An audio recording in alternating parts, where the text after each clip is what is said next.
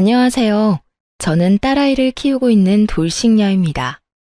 저는 약 8년의 결혼 생활을 정리하고 이혼을 하게 되었는데요. 제가 이혼을 하게 되는 그날 TV에서나 보던 천벌이 있다는 것을 깨달았네요. 모두들 제 이야기가 궁금하실 텐데 지겨운 서로는 이만하기로 하고 바로 시작해 보겠습니다. 재미나게 들어주세요. 저와 남편은 결혼 7년 차를 맞이하고 있던 부부였어요. 저희에겐 눈에도 넣어도 아프지 않은 5살 된 딸아이가 있었습니다. 이제 5살이니 싫고 좋음을 표현하고 제법 대화가 통하긴 하지만 아이는 아이인지라 육아가 고된 건 어쩔 수 없는 일이었죠. 고된 육아와 사회생활로 지친 남편과 저 사이엔 사랑보단 동료애가 가득했고 그랬기에 어느 순간부터 사랑한다는 말 대신 힘내자, 수고했다는 말이 오가고 있었어요. 그렇다고 해서 그런 관계에 불만이 있다던가 섭섭함은 없었어요. 죽고 못 살아 결혼까지 했다고 한들 언제까지나 사랑만으로 살 수도 없는 노릇이고 남편과 제 사이에 사랑이 지고 피어난 동료애는 사랑이 밑바탕 되었기에 가능한 것이라 생각했기 때문이었어요. 이렇듯 남편과 제 사이엔 동료애라도 있었는데 시댁과의 관계에선 미운 정만 남은 상태였어요. 아니, 미운 정도 아닌 그냥 미운 상태였어요. 그 이유는 제가 아들을 못 낳았다는 이유 때문이었는데요. 남편은 누나 3명의 아들 하나로 아들 하나를 낳기 위해 갖은 노력을 다해 겨우 낳은 아들이었죠. 그런 아들이 결혼을 해서 딸 하나만 낳고 아들 소식이 없으니 그 원망들이 만만한 저를 향해 쏟아졌어요. 간혹 시누이들이 이런 사실을 알고 제 편을 들어주며 이런 말을 해주곤 했어요. 엄마, 아들 소식 없는 걸 왜 올케한테 뭐라고 그래? 아들 낳고 싶다고 생각만 하면 낳게 되는 것도 아니란 걸 다른 사람도 아닌 엄마가 더 잘 알면서. 그러고 이세 문제는 쟤들이 알아서 할 문제지 엄마가 나서서 이래라 저래라 할 문제가 아니라고. 그러니까 제발 올케 좀 그만 괴롭혀요. 이런 말을 듣고도 시모는 무시하기 일쑤였는데 가끔 입을 연다면 이런 말을 하곤 했습니다. 줄과 외에는 조용히 해. 이건 우리 집안 문제니까 넌 네 시댁일이나 신경 쓰라고. 이렇듯 출가 외인이라 줄을 그어버리는 시모를 보며 시누이들은 혀를 내두르며 한숨을 쉬었고 저의 편을 더 들어주려고 했지만 시누이들도 시누이 가정이 있으니 단단한 방패막이 되어주기란 힘든 것이 현실이었어요. 시부는 저에게 아들 하나 못 낳은 며느리라고 제 말에는 대답도 하지 않고 무시했고 시모는 갖은 말로 저에게 상처를 주곤 했습니다. 멀리 떨어져 살았던 터라 자주 오갈 수 있는 건 아니었지만 전화로 하는 시집살이 또한 만만치 않았기에 저는 정신적으로 피폐해졌어요. 시모는 적어도 일주일에 한 번은 꼭 전화가 와 저를 닥달하곤 했는데 그때마다 주제는 손자가 주를 이루었죠. 어디니? 바쁘니? 지금 회사라서요. 무슨 일 있으세요? 예, 네가 지금 회사 다닐 때니? 회사 다닐 시간에 병원이나 다녀보란 말이야. 아니면 점집이라도 가보던가. 이대로 우리 집 대 끊어놓을 생각 아니면 뭐라도 노력이라도 좀 해보란 말이다. 어머님, 제가 병원에 가고 싶다고 한들 아무 소용없는 거 아시잖아요. 그이가 하윤이 하나면 만족한다고 하는데 제가 뭘 더 어쩌겠어요. 저 혼자 병원 가서 되는 것도 아니고. 저한테 계속 이러지 말고 하윤이 아빠를 먼저 설득해 보세요. 너도 설득 못하는 걸 내가 어떻게 설득하니? 넌 네 남편 하나 못 구워 삼고 뭐하니?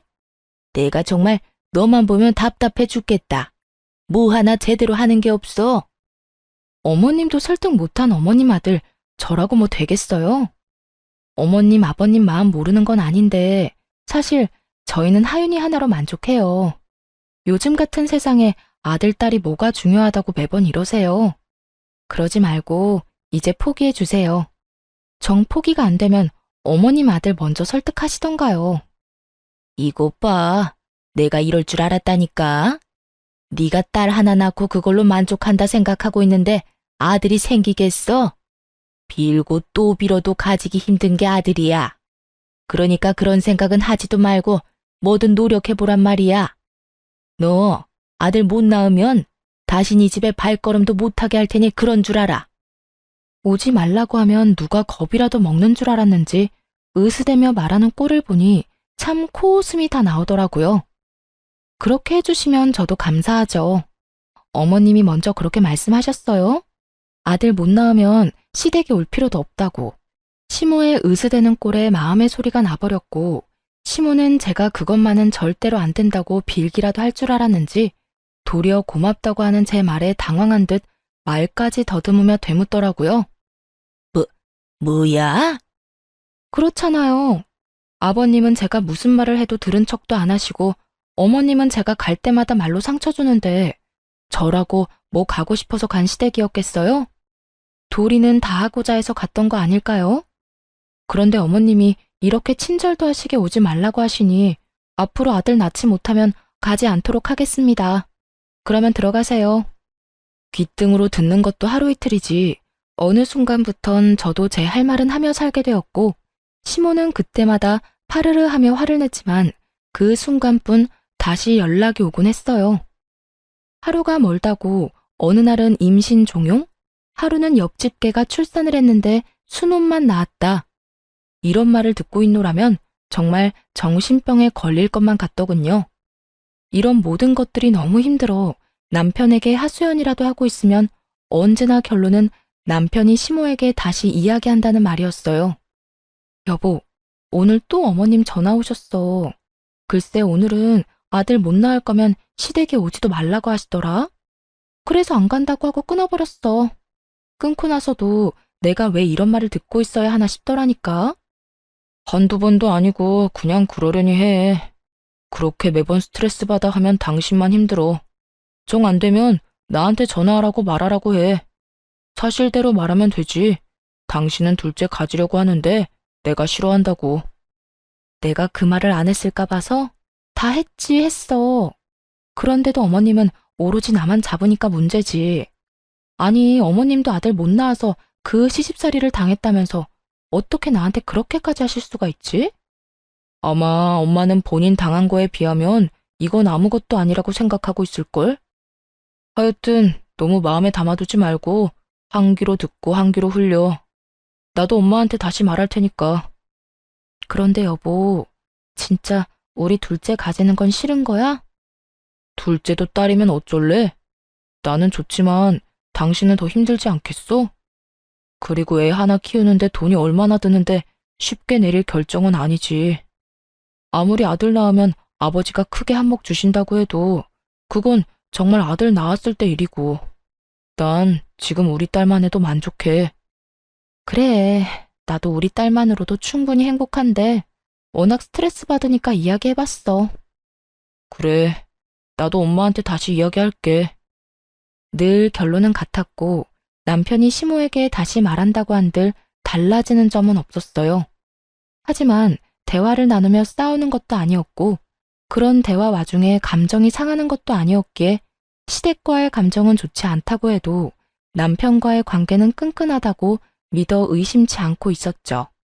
이런 남편이 어느 순간부터 점점 변해가고 있다는 생각이 들기 시작하더군요.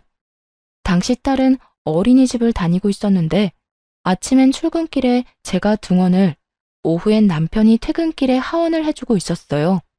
그런데 아이를 데리러 갈 시간이 지났는데 남편이 전화도 받지 않고 오지도 않는다는 연락이 심심치 않게 오더라고요.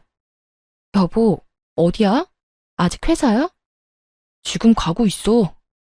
지금? 이렇게 늦을 것 같으면 선생님한테 연락을 해줘야지. 정 안 되면 나한테라도 연락했으면 내가 일찍 마치고 갔을 거 아냐. 요즘 따라 왜 이래?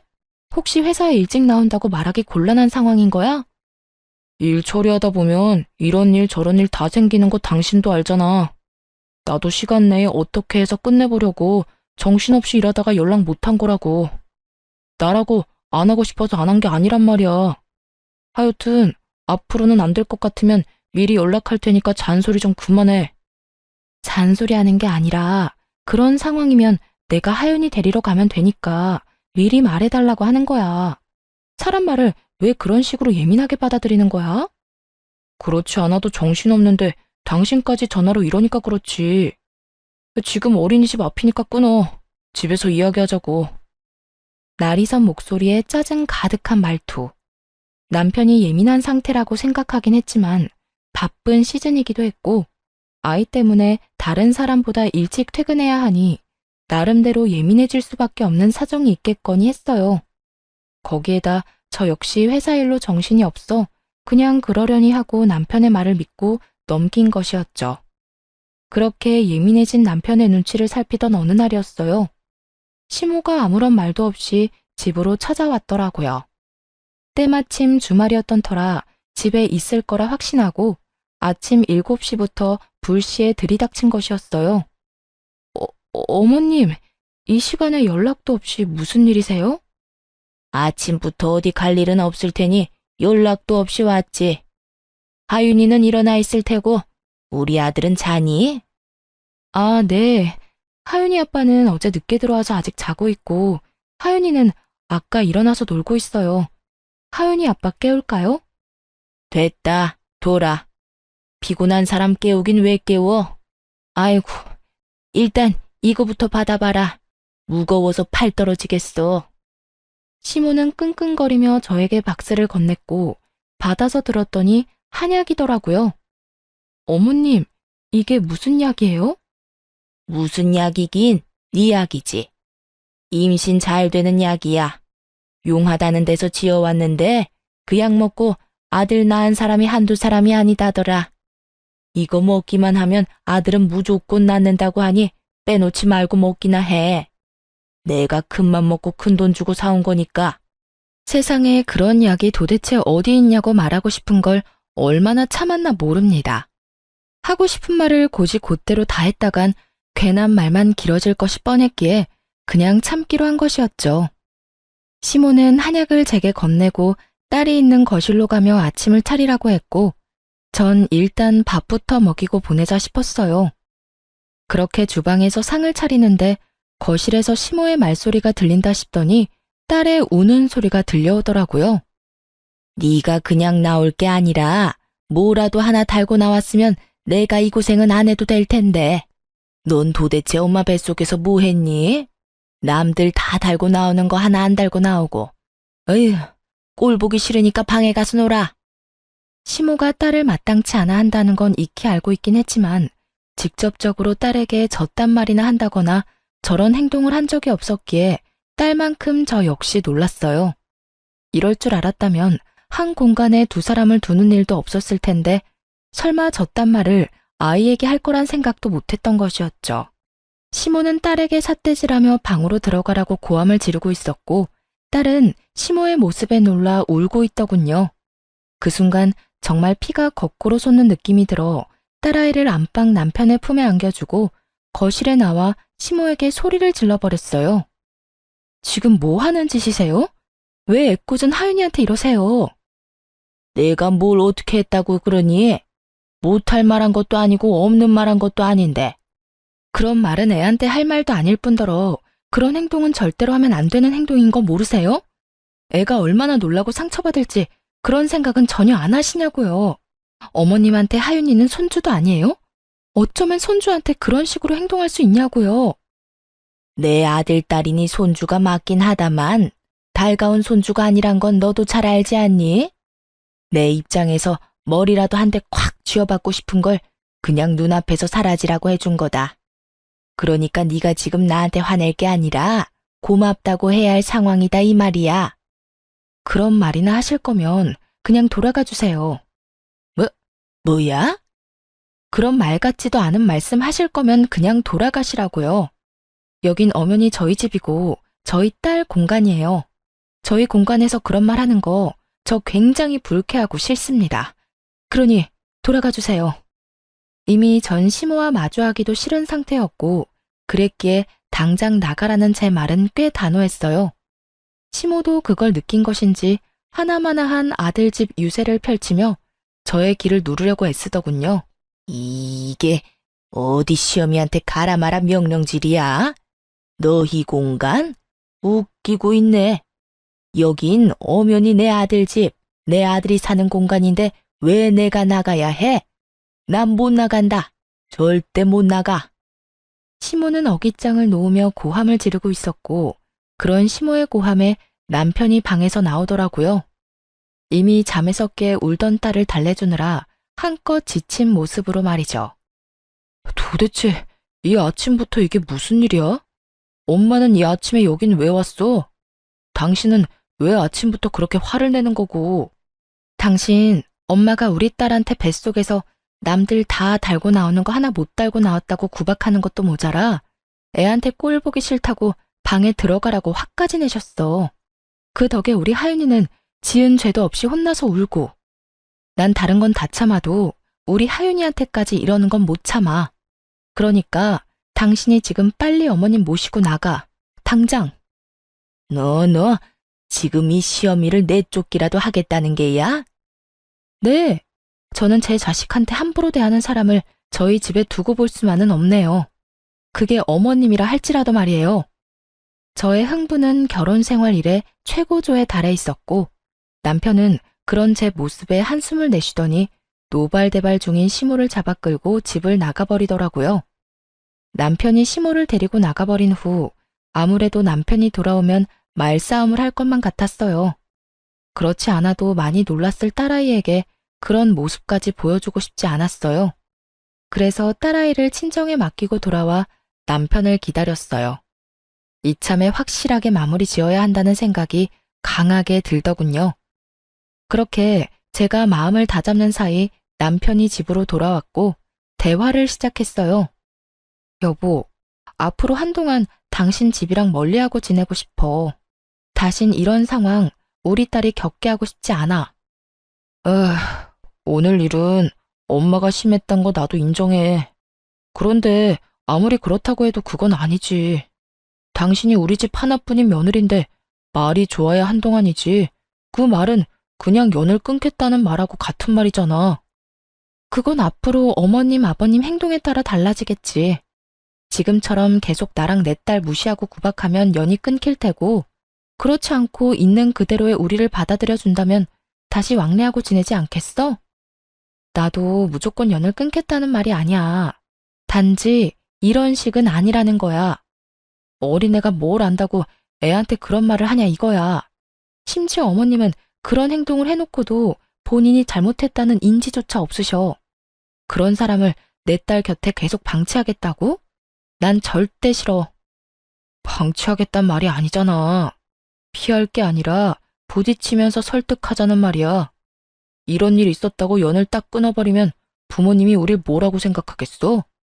미워하기만 하다가 결국 그렇지 않아도 미워하는 우리 딸을 더 미워하시겠지. 당신은 그런 걸 바라는 거야? 애초에 그게 잘못된 거야. 어떻게 본인들 손주를 그렇게 미워할 수가 있는 거냐고. 아들이 아니라 딸이라서? 그런 이유로 미워하는 티를 애한테 팍팍 내는데 그런 게 잘못됐다는 거 당신은 정말 몰라서 그래? 우리가 부모니까 우리가 딸을 보호해야 하는 게 맞는 거 아니야? 하여튼 나하고 하윤이는 한동안 시댁엔 안 갈 거니까 그런 줄 알고 어머님께도 우리 집에 오지 말라고 해줘. 당신이 전하지 않으면 내가 직접 말할 테니까 그런 줄 알고. 전 이때도 그렇고 지금도 그렇고 제가 틀린 말 했다고 생각하지 않습니다. 시모의 행동은 선을 넘었고 상식을 벗어난 수준이었어요. 시부모님 입장에서 손이 귀한 집에 손주 한번 안아보지 못해 섭섭하고 안달이 난 마음을 이해하지 못하는 것은 아니었어요. 하지만 본인 아들이 그렇게 둘째는 싫다고 하는 가운데 그 비난의 화살을 저와 제 딸에게 쏘아버리는 건 저로서는 절대 용납할 수도 용납해서도 안 되는 일이라 생각했습니다. 그래서 전 남편에게 제 뜻을 굽히지 않고 말하게 되었고 남편은 그저 시댁의 입장에서만 생각한다 싶더니 결국 저의 성격을 트집잡아 화를 내기 시작하더라고요. 당신 진짜 이런 사람이었어? 무슨 여자 성격이 이렇게 대쪽 같아?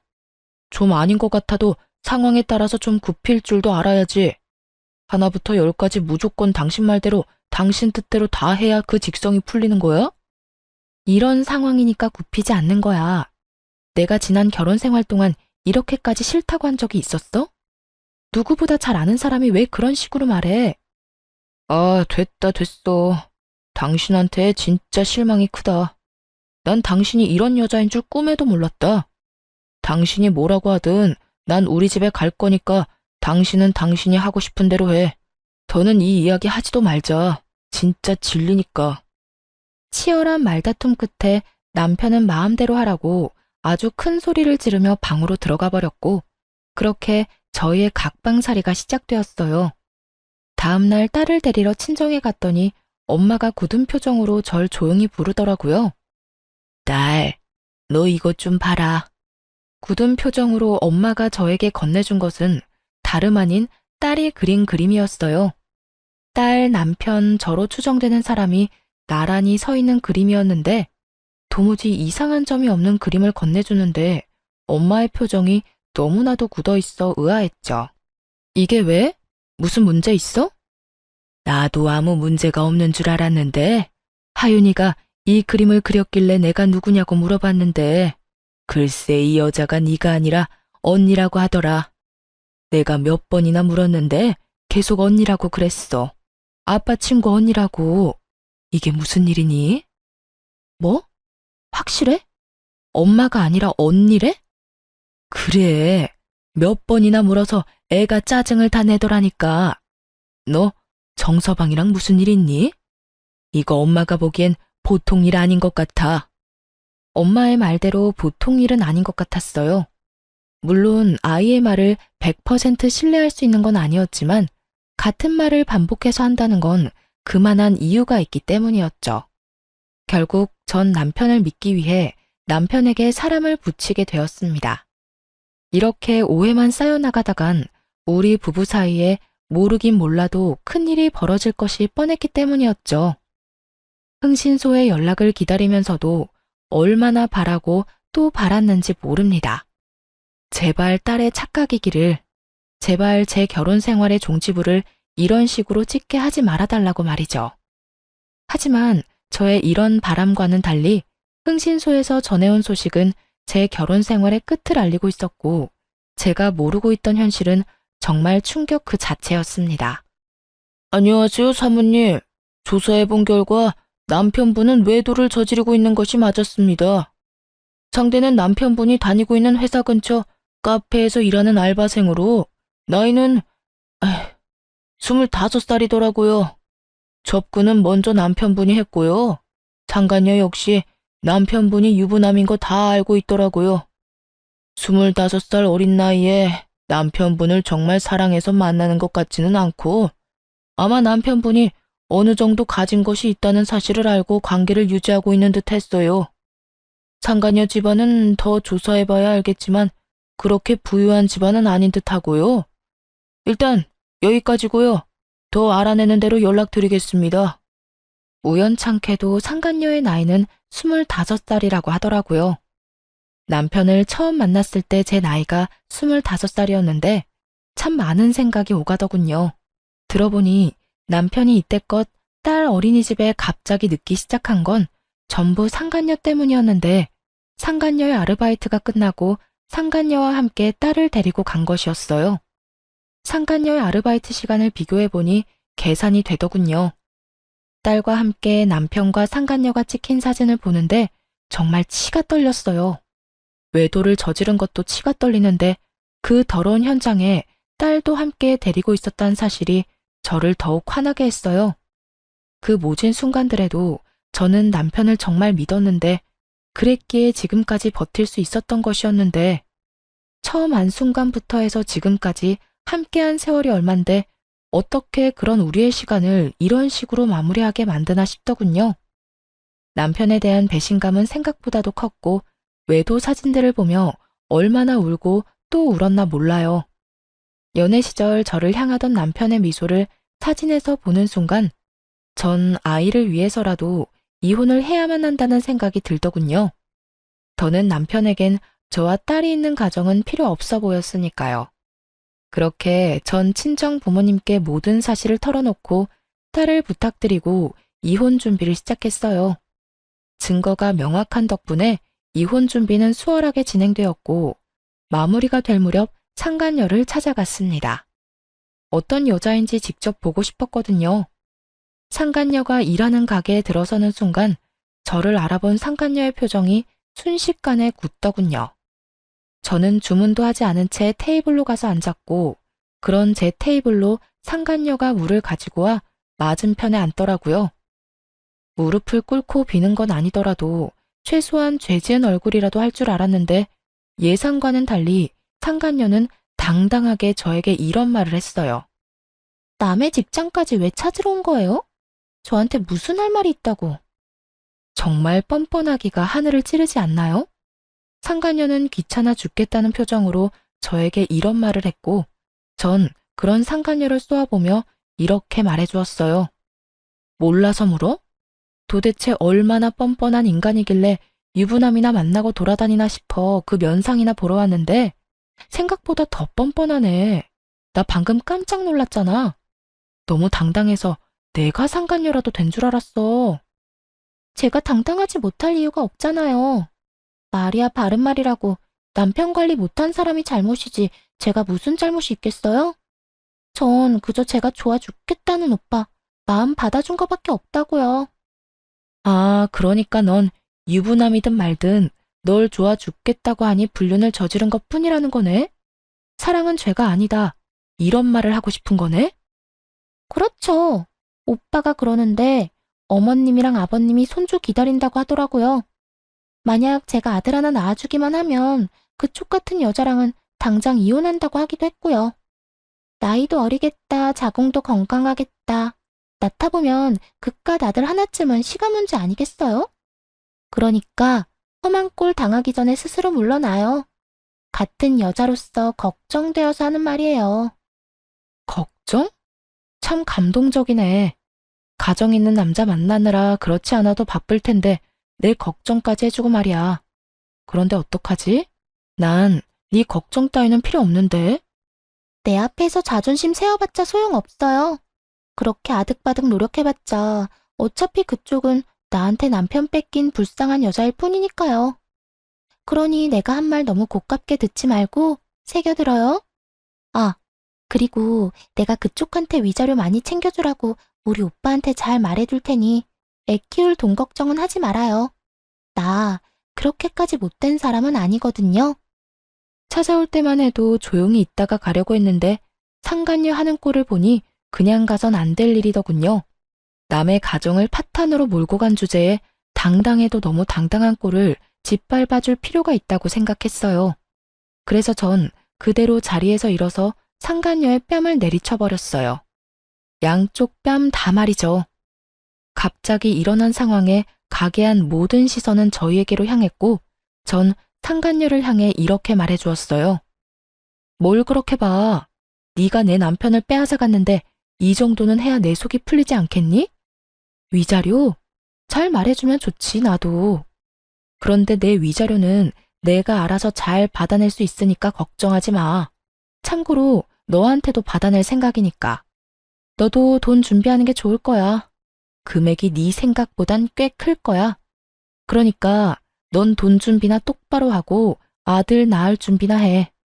너도 나처럼 아들 못 낳으면 네 오빠가 또 바람 피울지 누가 알겠니? 그럼 나는 이만 가볼 테니까 그딴 쓰레기 같은 집안에서 다 같이 한번 잘 썩어봐. 상간녀는 저를 노려보며 부들부들 떨고 있었고, 전 그런 상간녀를 뒤로 한 채 집으로 돌아왔습니다.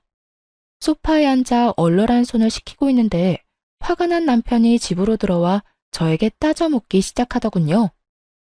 야, 너 꼭 거기까지 찾아갔어야 했어? 너랑 내 문제인데 왜 M&A를 찾아가서 그 곤욕을 겪게 만들어? 그 순간에도 남편은 제가 외도 사실을 안 것 자체에는 관심조차 없었고, 그저 상간녀가 겪게 된 상황만 불만이 가득해 보이더라고요. 정말 오만정이 다 떨어진다고 그러죠? 저는 남은 정이 없다고 생각했는데 그렇지 않았는지 노발대발 남편을 보고 있는데 정이 뚝뚝 떨어지는 느낌이 들었어요. 이게 어떻게 너랑 내 문제만 돼? 그리고 곤욕? 나는 내 남편과 내 딸의 아빠를 잃게 생겼어. 그런데 그까짓 일이 곤욕이래? 그래, 네가 오늘 찾아가서 그 난리를 피워준 덕분에 유진이 일자리도 잘리고 얼굴까지 못 쓰게 됐더라. 네가 때렸다며? 그러면 내가 거기까지 그냥 인사만 하려고 간 줄 알아? 그리고 똑바로 알기나 해. 딱 2대 때렸어.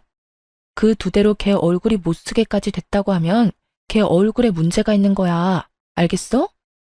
진짜 못쓰게 만들어주려다가 겨우 참은 사람 그만 건드려. 진짜 이해가 안 돼서 하는 말인데 지금 당신이 뭘 잘했다고 나한테 큰 소리야? 지금 무릎 꿇고 제발 이혼해달라고 빌어야 하는 상황인 거 몰라? 너 지금 내가 이혼 안 해주면 이혼도 못해. 배운 만큼 배웠다는 사람이 몰라서 이렇게 내 앞에서 당당한 거야? 내가 바람 피운 것까지 다 알게 됐는데 당신이 나랑 계속 살겠어? 그럴 리가 없잖아. 그동안 허투루 산 건 아니었나 보네. 그건 아는 걸 보니 말이야. 그래, 나 이혼할 거야. 그런데 그냥 편하게는 이혼 못 해주지. 원하는 게 뭐야? 양육비 다 필요 없으니까 이 집 나한테 넘겨. 위자료도 물론 줘야 할 거고 나 상간녀 소송도 할 거니까 그런 줄 알아. 뭐? 이 집을 넘기라고? 그게 말이나 돼? 이 집 살 때 내 돈도 절반 들어갔고 그 절반만 넘기는 건데 뭐 그렇게 쪼잔하게 굴어. 이 이혼 하루라도 급한 사람은 내가 아니라 너 아니니? 얼른 그 여자랑 살림 차리고 아들 하나 낳아야 할 거 아니야. 그 여자는 그런 삶을 원하는 것 같던데. 남편은 고민하는 듯 싶더라고요. 집을 넘기는 것이 아깝긴 하지만 25살의 어린 상간녀를 잃는 것이 더 아까웠던 남편은 결국 저의 뜻대로 해주기로 했습니다. 정말 최악 중에 최악이지 않나요? 딸의 면접 교섭권도 포기하고 오로지 어린 여자 하나에 미쳐서 모든 것을 넘겨버리는 그 꼴이 말입니다. 그렇게 미쳐준 덕에 저는 제가 원하는 걸 다 가지긴 했지만 한심한 마음이 드는 건 어쩔 수가 없더라고요. 어쨌든 저는 이혼을 진행하게 되었고 상간녀 소송도 진행해 위자료를 받을 수 있었어요. 여러 가지 소송이 진행되며 상간녀와 전 남편이 조금씩 다투는 모습을 보기도 했지만 그깟 일로 헤어질 거란 기대는 하지 않았어요. 그저 저는 돈과 집을 얻었고 무엇보다 제 딸을 지켰으니 다 되었다 싶었어요. 그렇게 이혼을 하게 되었고 이혼 의사 확인서를 제출하고 비로소 완전한 돌싱이 된 날이었어요. 그간 연락 한 통 없던 전 시모에게서 전화가 오더라고요. 이혼 소식을 들었나 싶기도 했고 도대체 무슨 말을 할까 싶어 전화를 받았어요. 심한 말을 한다면 그동안 참았던 말들을 좀 해주고 싶기도 했으니까요. 그런 생각을 하며 받은 전화인데 시모는 전혀 예상치 못한 말을 하더라고요. 너 지금 어디니? 왜 병원엔 코빼기도 보이지 않는 거야? 병원이요? 무슨 병원이요? 너 어디 아프니? 왜 아무것도 모른다는 듯이 말해? 네 남편 지금 오늘 내일 하는 거 모르니? 네? 그게 무슨 말이세요? 제 남편이 왜 오늘 내일 해요? 병원에 있다뇨? 너 정말 몰랐니? 연락 못 받았어? 어쩐지 네가 왜 안 오나 했다. 네 남편 그저께 화물차랑 교통사고 나서 지금 병원이다. 사고가 크게 나서 수술을 했는데도 하반신 마비는 피해갈 수 없다고 하더라. 수술 끝내고 나온 지가 언젠데 아직까지 의식도 없다고. 도대체 그 시간에 왜 고속도로 근처에 있었는지 모르겠어. 전 남편의 전화는 차단을 해버렸고 나머지 이런저런 연락을 받고 싶지 않아 전화를 꺼둔 사이에 이런 일이 일어났다니. 도대체 어떻게 된 일인가 싶었어요. 들어보니 고속도로를 올리기 직전에 사고가 난 것 같은데 그 시간에 왜 거기 있었는지 이해가 되지도 않았고요. 하지만 그런 제 궁금증은 금방 풀리게 되었어요. 어린 여자애도 같이 있었다고 하는데 아니 그 어린 여자가 왜 우리 아들 차에 같이 타고 있었는지 이해가 안 된다니까. 넌 뭐 아는 거 있니? 우리 아들 출장이라도 가던 길이었어? 어떻게 된 사고인지 우리 아들만 저 모양 저 꼴이고 그 여자애는 아주 멀쩡하다니까. 겉모습은 타박상밖에 없는데 뇌를 다친 건지 입은 꼭 다물고 있어서 내가 답답해 죽겠다. 너 언제 병원 올 거니? 지금 당장 올 거지? 오는 김에 하윤이도 좀 데리고 오려무나. 혹시 아니? 딸 목소리라도 들으면 정신이 돌아올지. 그래요. 전 남편은 저와의 이혼을 기념하기 위해 상간녀와 여행을 떠나던 도중 사고가 난 것이었어요. 생각보다 크게 난 사고에 남편은 하반신 마비가 되어버렸고 상간녀는 크게 다치지 않아 의식이 돌아오긴 했지만 신분 상승의 꿈을 눈앞에 두고 무산되어 버리자 그 충격에 입을 다물고 있었던 것이었어요. 전 아무것도 모르고 딸아이까지 들먹이며 당장 병원으로 오라는 시모에게 모든 사실을 알려주기로 했어요. 어머님, 아니, 아줌마, 저 이제 아줌마 며느리 아니에요. 무엇이 어쩌고 저쩌고 해? 아줌마? 며느리가 아니야? 네, 저 오늘부로 이혼 확정나서 서류도 다 정리됐고요. 이제부터 아줌마 며느리는 제가 아니라 거기 입 꼭 다물고 있는 그 어린 여자애가 아줌마 며느리예요. 말이 되는 소리를 해라. 저 젊은 여자애가 왜 내 며느리야? 너 지금 어디 아프니? 그렇지 않고서야 그런 말도 안 되는 소리를 해. 아줌마 능력 좋은 아들이 글쎄 25살짜리 여자랑 산다고 가정을 버렸지 뭐예요? 그러니 제가 아니라 그 망연자실에서 아무 말도 안 하고 있는 그 여자애가 아줌마 며느리 아니겠어요? 이제 전 엄연한 남이니까 남한테 전화해서 엄한 소리 하지 말고 예비 며느리한테나 가보세요.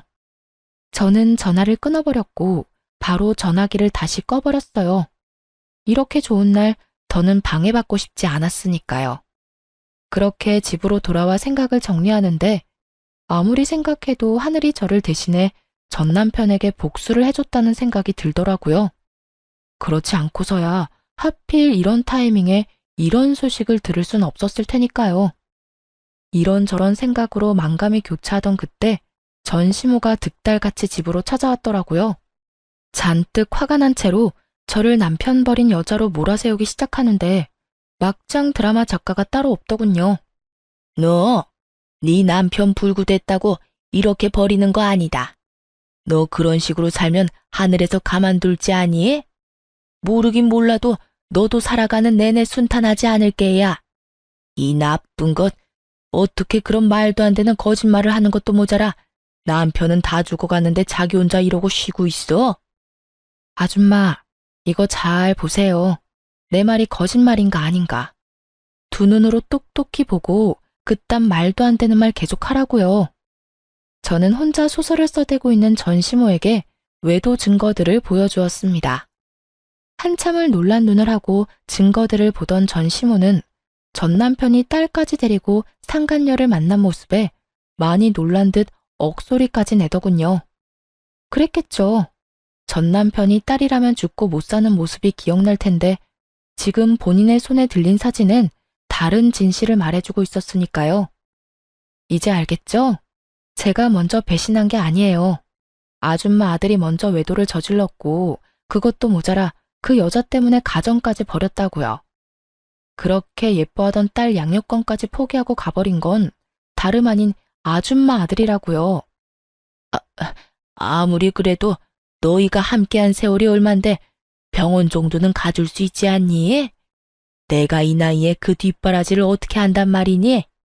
그러지 말고 한동안 병원 좀 가서 네가 우리 아들 병시중 좀 들어다오. 사람을 구하긴 했어도 믿을 수가 없어. 그러니까 네가 좀 가서 도우라니 말이야. 아줌마 아들이 누굴 닮아서 그렇게 뻔뻔하나 싶었더니 다 아줌마 닮아서 그리 뻔뻔했나 봐요. 뭐야? 아니 사람이 뻔뻔해도 정도가 있지. 어떻게 다른 이유도 아니고 남편이 바람 피워서 헤어졌는데 그런 전 남편 병시종을 들라고 할 수가 있어요? 진짜 궁금해서 묻는 말인데 아줌마 얼굴은 철판이라도 까셨어요? 그렇지 않고서야 이렇게까지 뻔뻔할 수는 없을 것 같아서요. 저는 제가 느끼는 감정과 더불어 머릿속에 있는 말들을 그대로 전 시모에게 전해주었고 그런 제 말에 화가 머리끝까지 난 전 시모는 제 머리채라도 잡을 요량으로 저에게 달려들더군요.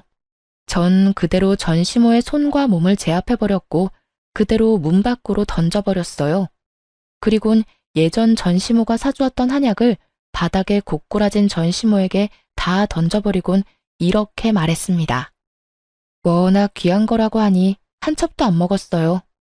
이 귀한 거 버리기엔 아깝고 저는 이제 필요도 없으니 젊은 예비 며느리 가져다 주세요. 평생의 소원이었던 손자는 품에 안아봐야 하지 않겠어요?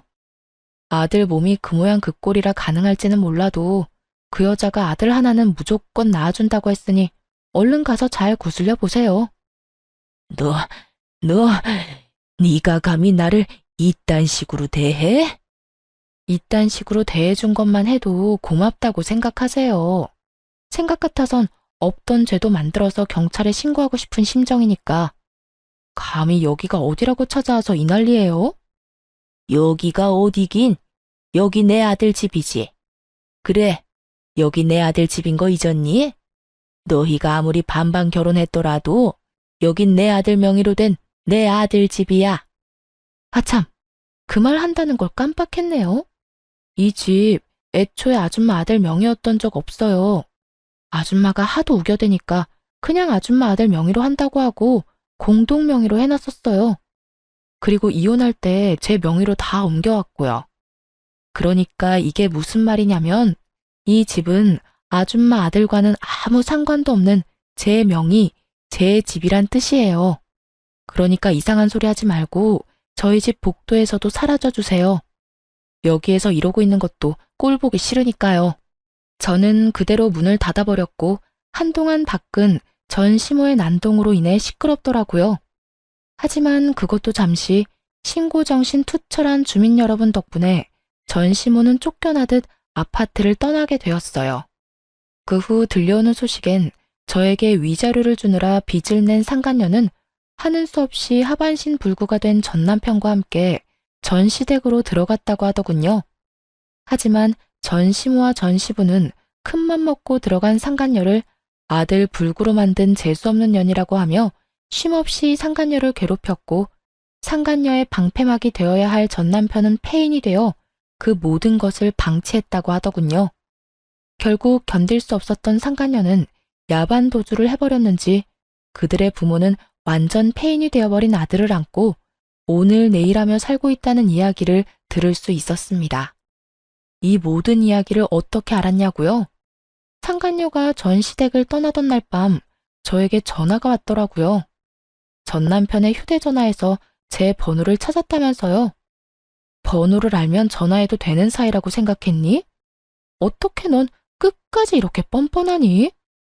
내가 오죽했으면 이렇게 전화까지 했겠어요. 아줌마는 나한테 다 이야기해줄 수 있었잖아요. 오빠 식구들이 저런 인간 같지도 않은 인간이라는 거 말해줄 수도 있었잖아요. 그때 그 한마디만 해줬더라도 내 꼴이 이렇게까지 우스워지진 않았을 거라고요. 내가 뭘 잘못했다고 사람을 쥐잡듯이 잡아요? 내가 뭘 잘못했다고 아들 잡은 년 취급을 하냐고요. 내가 그런 말을 왜 해줘? 네 말대로 남편 관수도 못해서 딴 년한테 남편 뺏긴 여자가 너한테 그런 충고할 자격이나 있었겠어? 그리고 네 인생 네가 꼬아놓고 왜 엄한 사람 탓을 해? 정신 차려 이 한심한 거사. 어린 나이 하나 믿고 남자 홀릴 땐 언제고 이제 와서 뭐가 어쩌고 저쩌고 해? 왜 말을 안 해줬냐고? 아직 험한 꼴 덜 당했지. 인생 더 나락으로 가게 한번 만들어줘봐. 네가 어디 있는지 어디서 뭘 하는데 어떻게 해서든 알아내서 실시간으로 네 시엄마한테 다 알려줘봐. 이 여자가 진짜 미쳤나? 그러기만 해요, 어디? 내가 진짜 가만 안 있어. 그러니까 피차 귀찮은 일 만들지 말고 연락 좀 하지 마. 알겠어? 그 후론 정신 나간 상간녀에게 연락이 오는 일은 없었고 그 대신 예전 시부모가 집으로 찾아오더군요. 전 문도 열어주지 않았고 그 후 집을 이사해버렸어요. 집을 옮기는 김에 친정도 이사하게 되었고 큰 집을 사 함께 지내고 있습니다. 어느새 초등학생이 된 딸은 마음이 아프지만 다행스럽게도 아빠를 찾는 일은 거의 없어요. 크면서 아빠를 찾는 일이 생길 수도 있겠지만 제가 많은 사랑을 주며 키운다면 딸도 모든 사실을 잘 이해하고 넘길 수 있을 거라 생각하고 있어요. 처음 전 남편의 외도 사실을 알았을 때 이혼을 다짐하면서도 딸 때문에 고민하지 않았던 건 아니었어요. 이혼녀 딱지는 괜찮지만 이혼녀의 자식이라는 딱지는 딸에게 지게 하고 싶지 않았기 때문이었죠. 하지만 그런 걱정과 그런 우려가 무색하기도 딸은 밝고 건강하게 자라고 있고 이혼에 대해서도 천천히 조금씩 잘 받아들이는 것 같아 여러모로 다행스러운 요즘이네요. 앞으로도 딸에게 더 많은 사랑을 주고 더 많은 시간을 함께 보낸다면 조금이라도 아빠에 대한 부재를 메워줄 수 있지 않을까 합니다. 이로써 저의 사연도 끝이 났습니다. 함께 해주신 모든 분 감사합니다. 다들 건강하세요.